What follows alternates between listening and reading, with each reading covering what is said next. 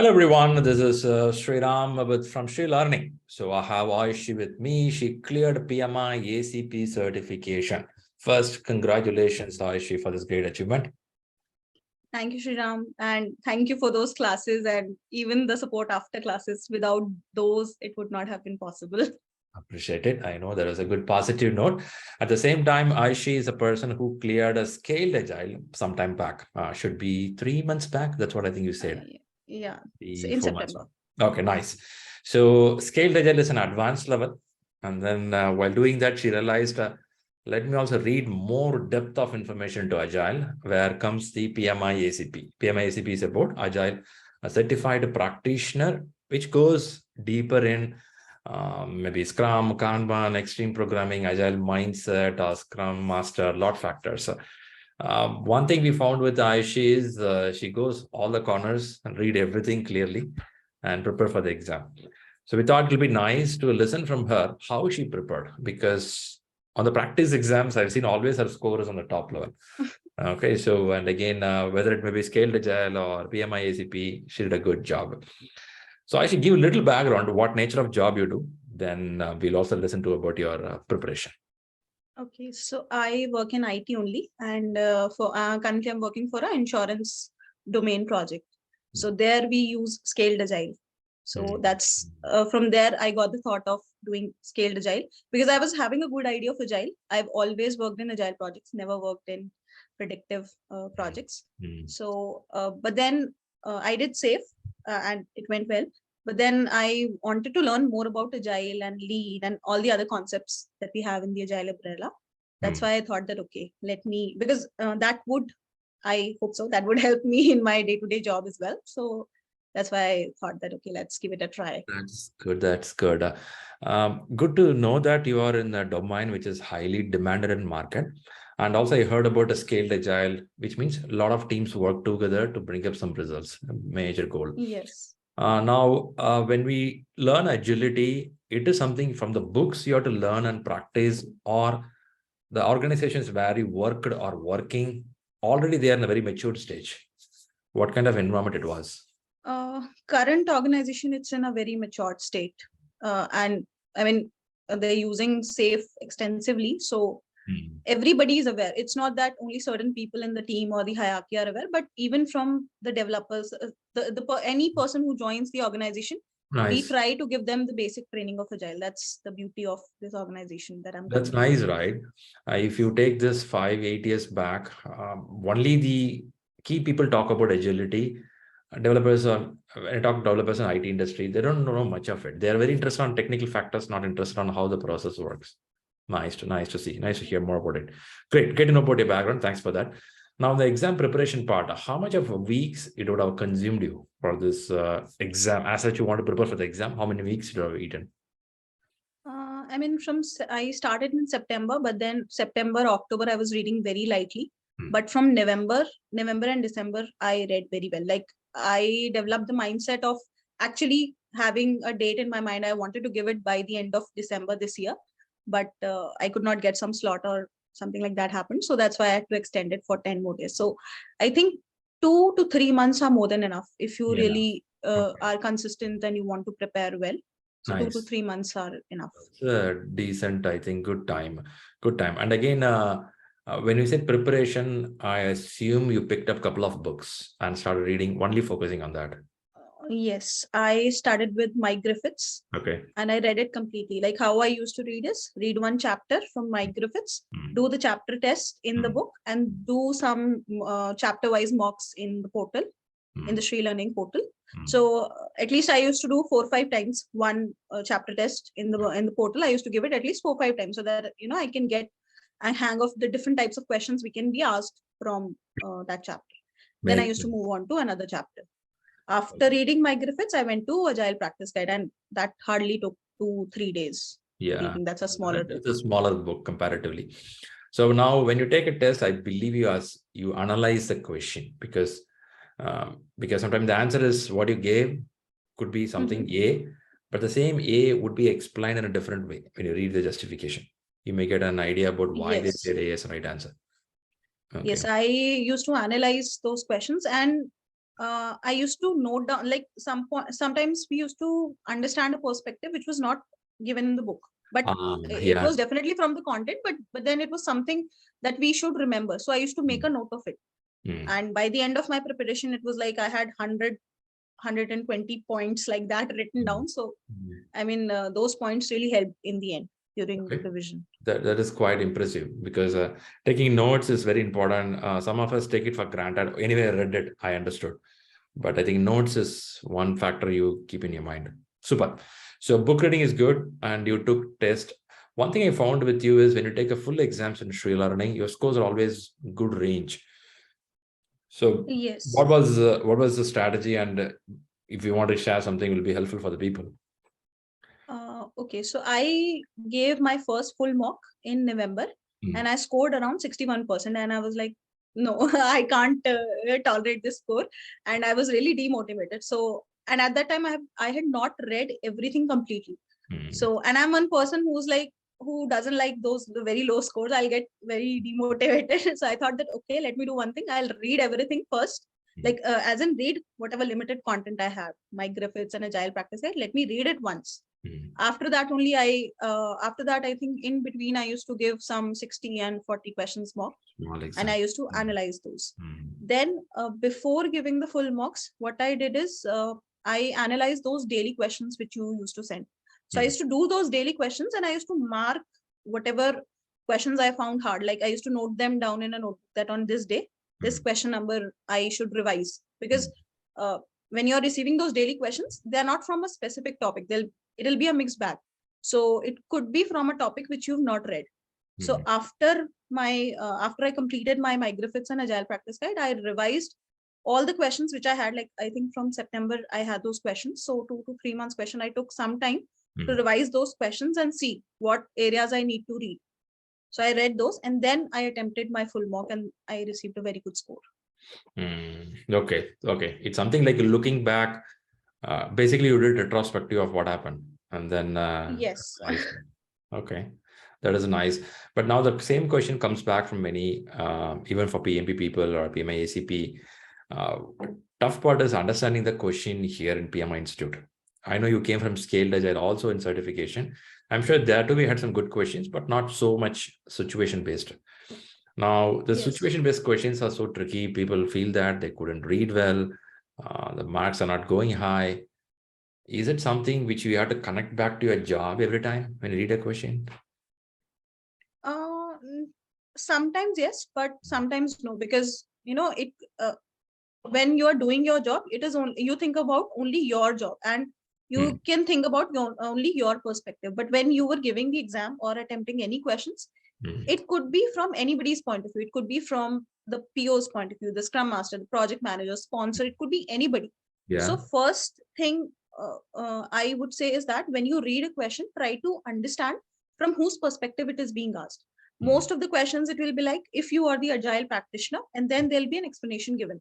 So from that explanation, you should be able to derive, who am I currently in this situation? Then most of the times your answer will be correct. That is this one thing I analyzed while I was doing the mocks. And that's a valuable point. What you said is right. In corporate, we don't try to put ourselves in different shoes and see where we are. Whereas in exam no-go, you have to. That too, if a PMP, it's more telling about project manager. Whereas in ACP examination, Agile exams, they look you as a practitioner, they look you as a Scrum Masters, they look you as a product owner, Agile manager. Even as a team member, they could ask you from team members' perspective. They give the same situation a different angle. That's a good. And the answer would be totally different from everybody's perspective. Of course, each one has a different responsibility in the project. Nice to know. So how good is 12 principles? Because some of them are memorize it, understand these 12 principles, and then they feel that I read all the 12 principles well, Shriram, but still I can't answer the question. So I used to tell that whenever you read the paragraph and see how can you connect it. Anything happen for you? Yes, I mean, sometimes if you get stuck in a question, you might think that it's a very difficult question, but if you try to relate it to one of those principles, definitely some or the other answer you will get, or even if you're not getting the answer, it will help you to eliminate few of the options. So I wouldn't say memorize those principles, Understand. but if you'll read them thoroughly, then it'll settle in your mind gradually. So okay, good. it's not that cramming and all. You don't have to cram those. Yeah, not needed actually. All right, nice to hear. And on the exam part, I believe you did the exam at your home, Proctor based. Yes, I did attempt it from my home. Okay. And are you able to read the question louder or just keep quiet? No, I mean, I don't read loudly at all. I don't have that. I'll just sit expressionless in front of the system and I'll read the question. So that was not a problem. I was not pointed for anything from the proctor. Just one glitch I had in between that my and I had a lot of time in the exam. So if it had happened without glitches, so I would have at least 60 minutes remaining.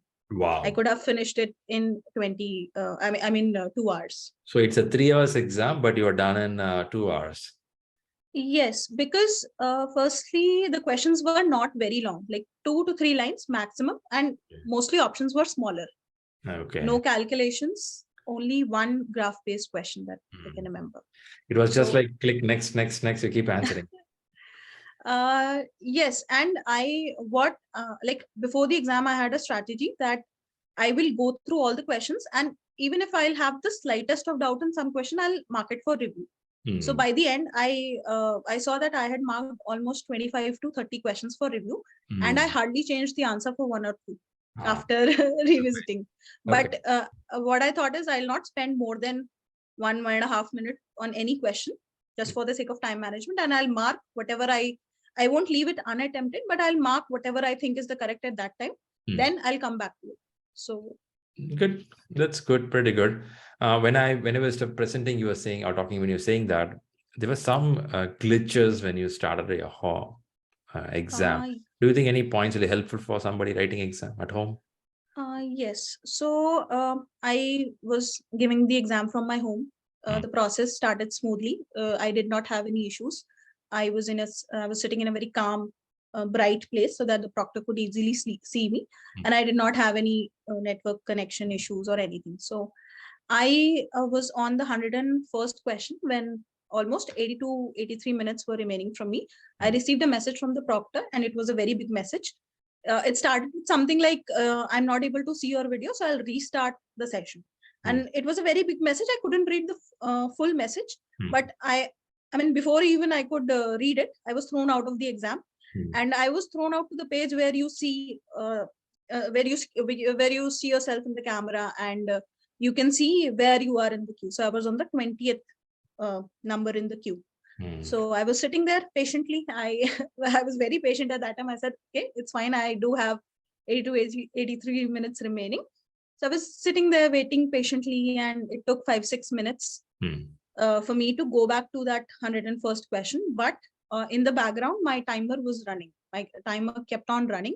And then when I restarted, I had lost 6 to 7 minutes. So that if that can happen, so then that means anybody who's trying to give from home should keep a buffer of few minutes. That's a point. If you'll keep that, if you'll keep that buffer, then you don't need to panic. So again, but I would say that, okay, I lost 6-7 minutes, but then, to resume after having a break, it does take a few minutes. So you can say 10 minutes got wasted in all this. Yeah. It is not about time only. When a break happens like this, you lose a rhythm. Imagine, see, for you, the exam was in control. Imagine somebody feels the exam was very tough.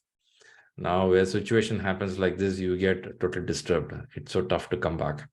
So I believe, as you said, we should keep in mind at home, things can go wrong as well. Yes. That's bad, right? The clam is not visible. That's a problem, right? They can't see you. Yeah, I mean, they were saying that the video is little blurry. He cannot see me properly, but I'm not sure why that happened. But because I was having a lot of time, that's why I was able to, handle it properly. But okay, nice. So nice keep some buffer. All right, good. So how much a family behind you supported for your preparations towards my parents, I live with my parents, so 100% support from them. They always, during reading as well as during the exam duration, they have supported it fully. Nice to So, know. and that's why I was confident that I can give it from my home. Otherwise, I would have gone to a center and given the exam. Of course. I can, yeah, if you have a facility at home, yeah, I think home exam is better. No need to move here and there. That's nice. Good. Fantastic. So I'm sure this is going to be used in your corporate where you go back to your job. You're going to apply what you learn or already applying what you're Yes. learning. Some of it we were already applying, but then I've got a direction of how we can improve and, how we can suggest it to people and help them in developing a mindset. Because in the first chapter, when it was said that Agile is a mindset, that is 100% right. It's how you perceive it. So That's perceive true. it with open mind. Yeah, it is not about ceremonies. Some people think that Yes. sprint reviews are happening, stand-ups are happening. So we are in Agile. Maybe, may not be. So it's all Yeah. about how do you take it up. Okay. If you'll only do ceremonies, that will become very mechanical and you'll lose that essence of agility. So I think it's not about ceremonies only. Yeah, that's right. Well said. Super. So now, great. Thanks, Ayushi, for coming up here to give some points. I'm sure your way of preparation can give some guidance to people and boosters. And do you think you want to share any specific points for the person who just starting with the PMI-ACP preparation? What I would suggest is that start with Mike Griffiths, because that's a very easy book that might appear very lengthy, but start with it and keep on giving some attempting some questions, because there will be no direct questions, there'll be no straight questions like which ceremony is this or what ceremony is that. Almost all of the questions will be situational based. So try to keep that in mind, give some mocks, and don't be scared if your scores are not improving. There could be two reasons: that you are not understanding the question, or maybe you're understanding the question, but then you're answering it wrong because you don't have the concepts in mind. So try to analyze those and keep a note of all the topics which you would like to revise in the end. I used to maintain that list, like these all are the topics that I need to revise in the end. So I did that during my last few days.